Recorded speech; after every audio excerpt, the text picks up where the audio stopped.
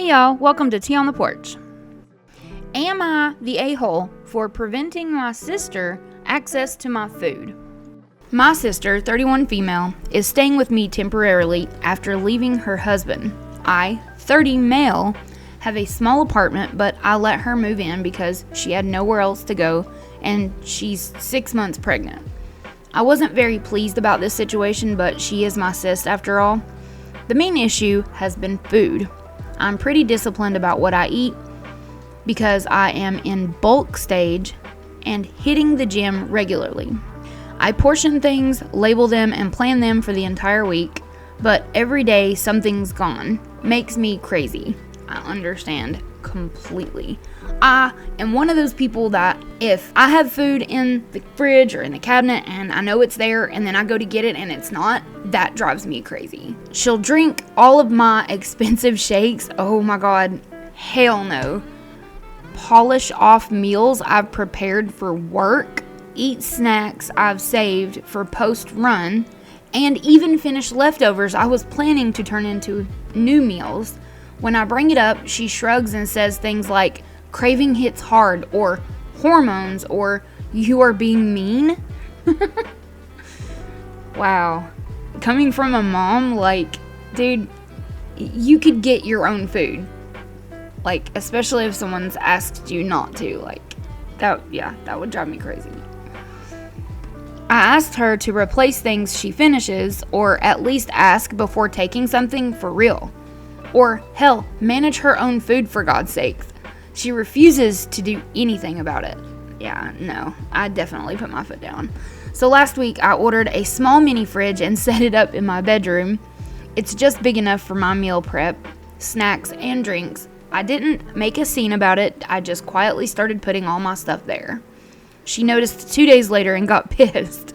She said I was being childish, dramatic, and treating her like a thief. Well, you kind of are. I calmly told her I was tired of my groceries disappearing and that this was the easiest way to avoid fights.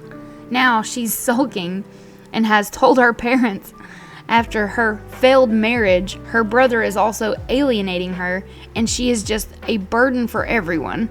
My mom called and said I should. Pregnancy isn't easy, and especially for her situation. I don't think I'm being cruel.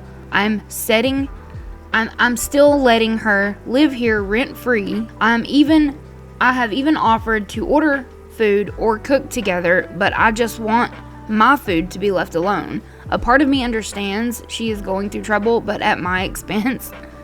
Am I the a-hole? No, I don't think you are. Like, I mean, she could be in her own place.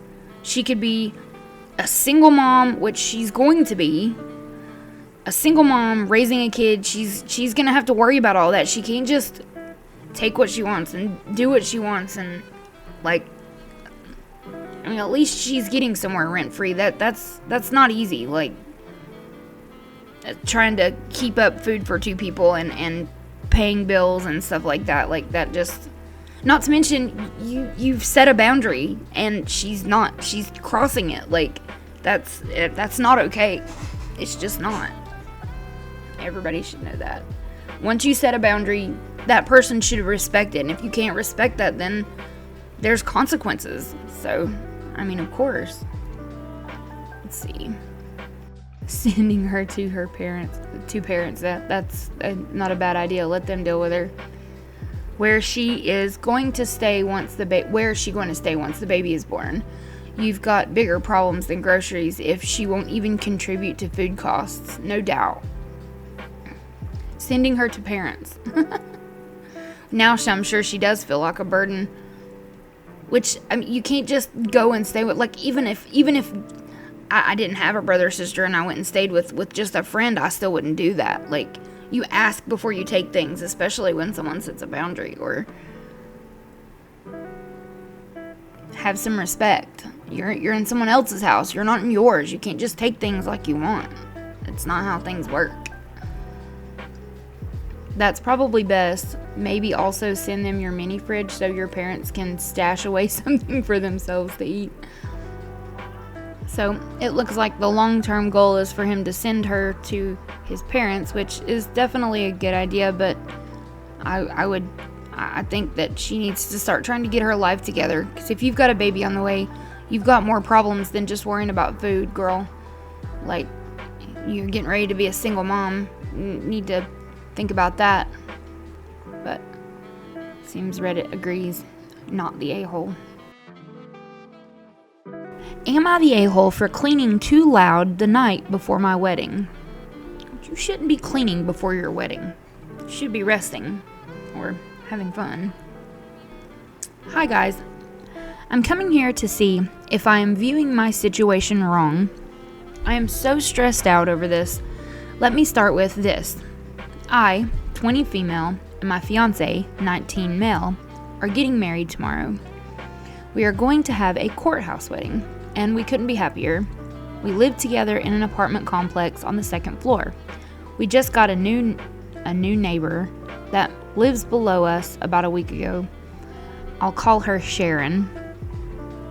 I'm guessing we should call her Karen. Sharon has a child living with her.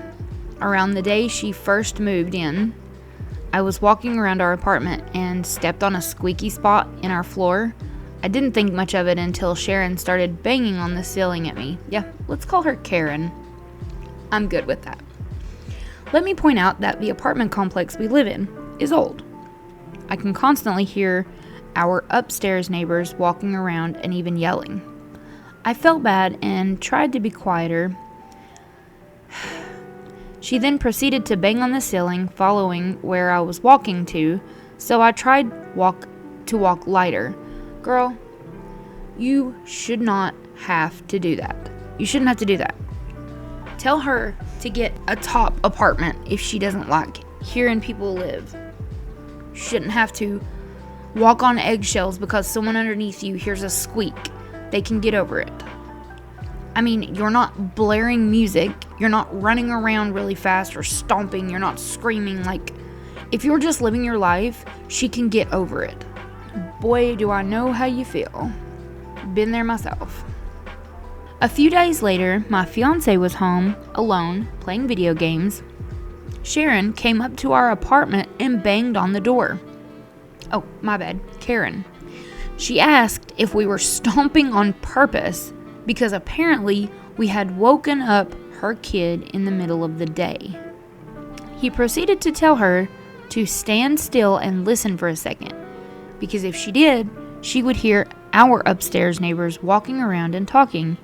He tried to explain the building is old and extra squeaky. Karen rolled her eyes and left. The next day, she started banging on the ceiling again, more aggressive this time, and I got tired of it. I wasn't going to try to walk light anymore because even when I do, it's not good enough for her. That's the thing. You can't just walk on eggshells in your apartment, especially when you're already trying to be as quiet as you can, just to make this woman, I don't know, to make it quieter for her. If she wants it quiet, tell her to move out of an apartment complex, because complexes are going to be loud. And even when you're not even being loud, you're just walking. It's just ridiculous. And some people look for things to bitch about. They can't help it. Especially Karens. Flash forward again to tonight.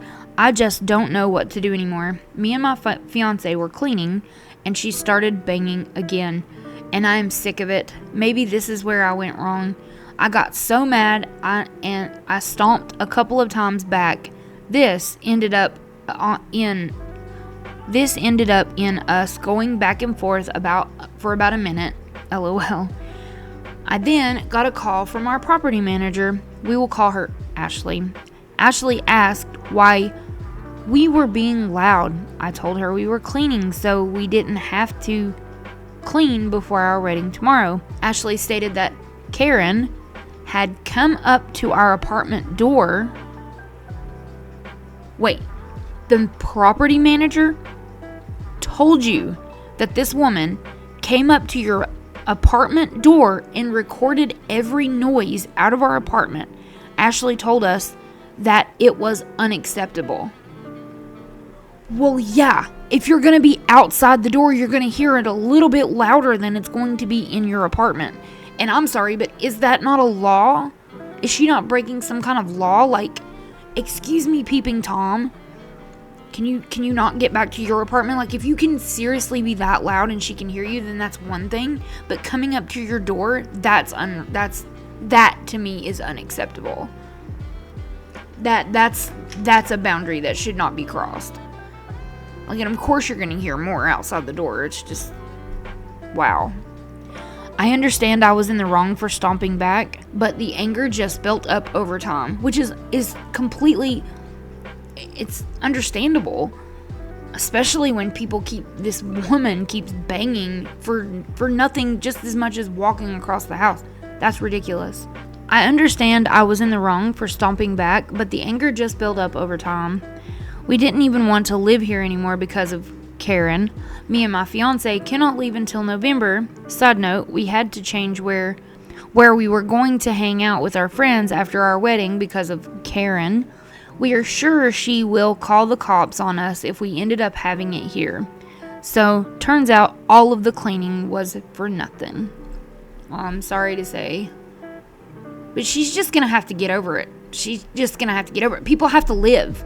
And as long as you're not doing anything that's being unreasonably loud, like stomping or throwing things around or screaming or playing stuff really loud, like, those are things that are I would think that would get on other people's nerves. It wouldn't bother me because I like being loud, so I'm not going to get on anybody else for being loud because it's just, people have to live, you know? Like, what I would do is wait until you hear the slightest little noise and then go knock on her front door and say, hey, I can hear you doing this, this, and this, so be quiet. You know, wait for that moment when they start making noise and you can hear it, and then start getting on them. Be as quiet as you possibly can. Don't make any sudden movements. And then when they start making noise, go bang on their door and see how they like it. And then tell them that, well, I just wanted you to give you a taste of your own medicine and see how you like it. Because it's completely unacceptable. But anyway, know exactly how you feel. I've been in this exact same situation, except the woman we lived over was just by herself. She lived by herself. Went to bed every night at 10 o'clock, got up clockwork at 6 o'clock in the morning the next morning, every single day. Except on the weekends, on Saturdays, they liked to party and have fun and be loud. When we had a kid that we were trying to get into bed, they didn't care, but she was friends with the landlord who lived right across the way, and of course, you know, since we were the tenant and she was the friend, it didn't matter. So, I don't think you're an a-hole, but let's see what Reddit has to say. Not the a-hole, and quite frankly, let her call the cops on you. As long as you're not being unreasonably loud, they'll probably tell her to get stuffed. I'd also log a complaint with the property manager and detail the interactions prior. Exactly. Make it clear that all the negative engagements were initiated by Karen, and you were being very reasonable up until the other night. Exactly. It's exactly what I would do. That's a... Yes. Yes, exactly. Yep. Not the a-hole, but talk to your landlord. If this was the situation where this downstairs neighbor has zero tolerance for noise and you were unable to move around reasonably, this will devolve into a situation that will be impossible for both of you to live peacefully. The landlord needs to be aware of your side of this argument, as many phone calls are going to be made against you. Absolutely. I'm 100%, because that is how it always is. Well, for anybody that has this kind of problem, good luck. Make sure you document everything. And tell them if they don't like it, why are you in an apartment where other people live here? We're right next door, right above you, right below you. Why are you here if you don't like noise? Like, I'm pretty sure there are going to be other places that you can rent or buy that don't have someone directly on either side of you or below you or above you if you don't like it. You can move along somewhere else. Because the rest of us don't care. I don't care. I personally don't care. I mean, again, unless it's completely, you know, to the point where it is really loud and it's makes it to where you can't sleep or something like that. But if you're just being normal and you're making normal sounds, I mean, come on. And even if it's during the day, I don't care. If it's during the day and I'm awake, you can be as loud as you want. I don't care. But if it's like really late at night and it's really, really loud, then I get a little bit more aggravated. But I would at least come to you with very patiently without having to be a Karen. This is ridiculous. This woman is ridiculous. Okay. For another one, let's see. Am I the a-hole for moving away and making my friend homeless and then ignoring her calls for help? I, 31 female, have this friend, 33 female, who has been living with me these past 3 years. Wow. She wasn't on the lease, nor did she pay rent, but she did give me money occasionally and would buy stuff for the apartment. In the beginning, she would help me clean, like doing dishes sometimes. She did have a habit of collecting useless junk. Used bike tires, for example. For what purpose? Okay, that would start piling up in my dining room, and she would get upset if I threw something away or moved it.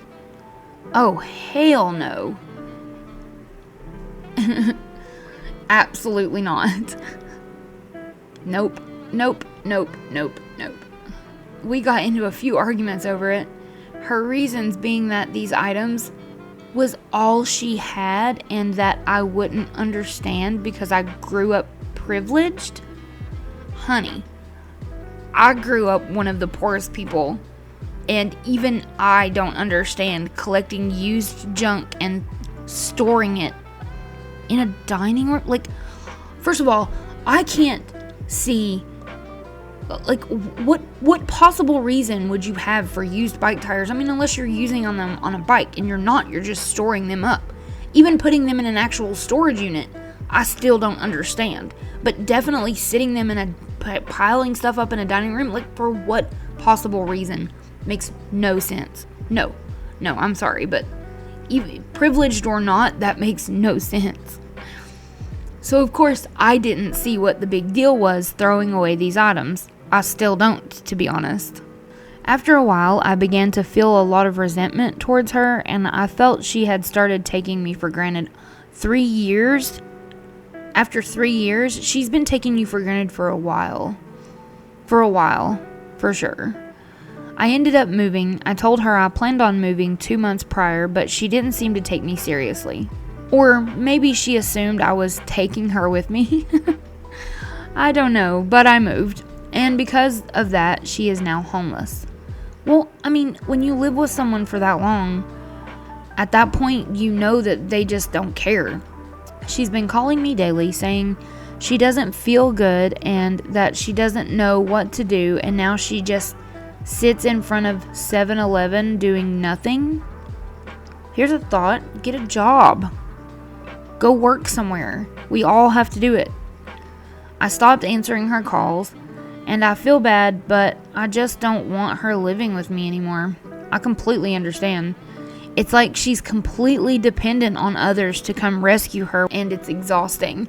Why do I feel like such a bad person? That's because you're such a good person. Believe me, I would be in the same situation. Even after 3 years, 5 years, like, I don't want anybody to be homeless, even her. I don't want her to be homeless.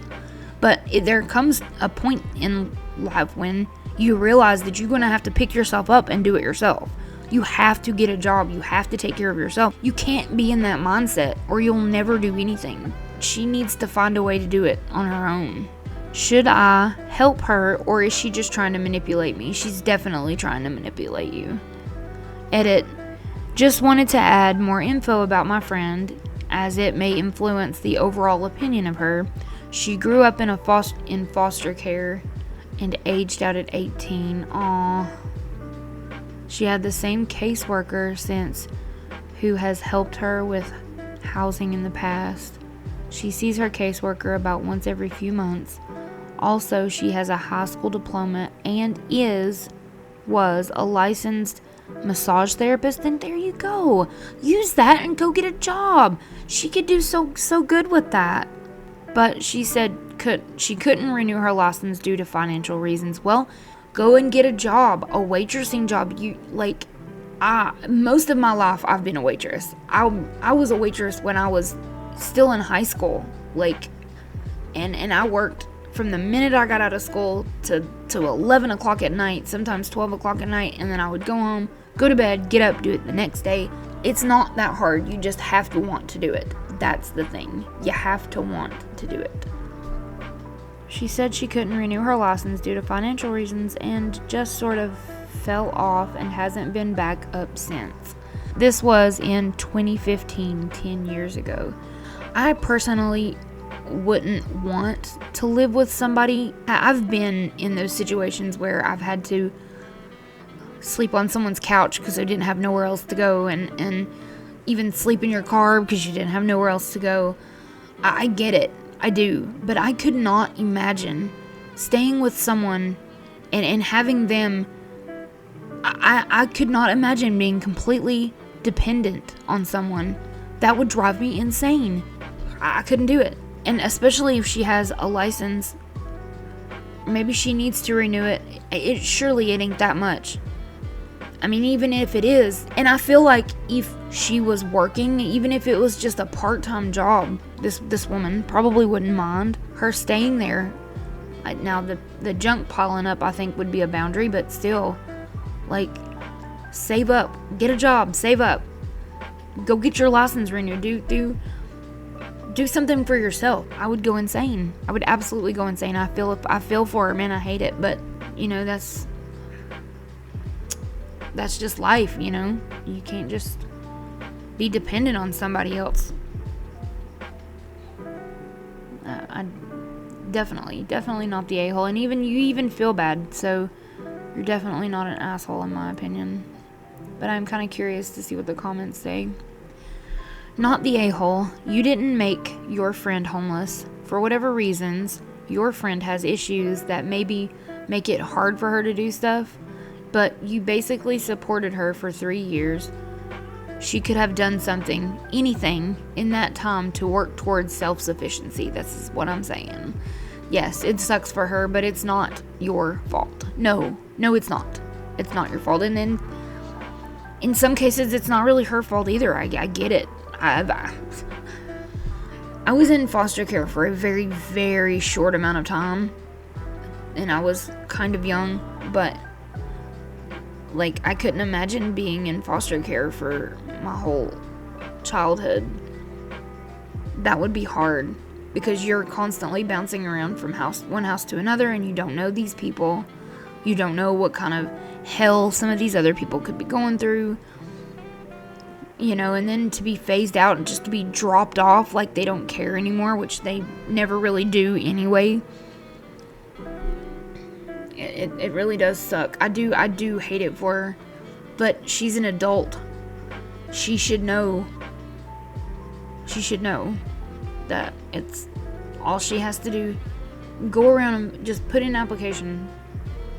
Just something simple, something that's just to start saving up, just to kind of get you off the ground or out of a hole. And I bet more people would be inclined to help her. But that's my opinion. But no, you're definitely not the a-hole. So that's just my opinion. Alright, y'all. That's all I got for you today. I hope this video was a nice pause in your busy day. And if you enjoyed this video, please hit the subscribe button. It's just me and my husband, and every little bit helps. And I will see you in the next one.